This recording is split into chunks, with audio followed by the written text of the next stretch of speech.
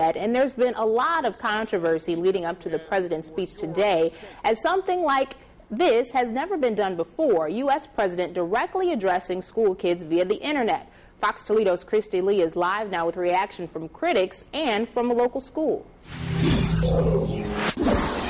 Well, critics are saying the speech highlighted personal responsibility, but they say that's a contradiction because the president's own agenda does not encourage personal responsibility. However, school administrators at Cardinal Stritch High and Kateri Catholic Academy in Oregon were very positive about the president's speech today. You know, very motivational type talk that we, thought was such a great thing. It's groundbreaking, never been done before, so we thought it was a great idea. Emily Berry, an administrator for Cardinal Stritch and the related elementary and middle schools, says when she and her colleagues heard about the president's plan for a speech, they weren't worried about anything, but sent a letter home to parents in case they didn't feel comfortable with it. She says they had an alternate activity planned for those children, but never heard any objections from the parents. As for the teachers, Berry says they were given the option to air the speech, but were encouraged to include it.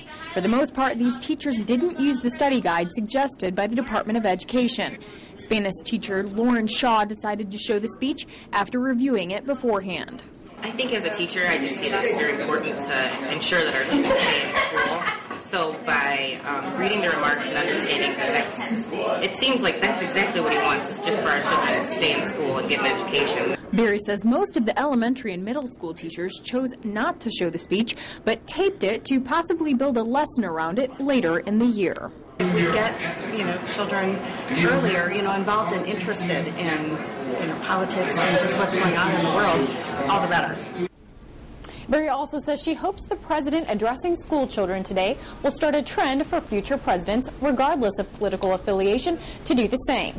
Reporting live, Kristi Leigh, Fox Toledo News, first at 4.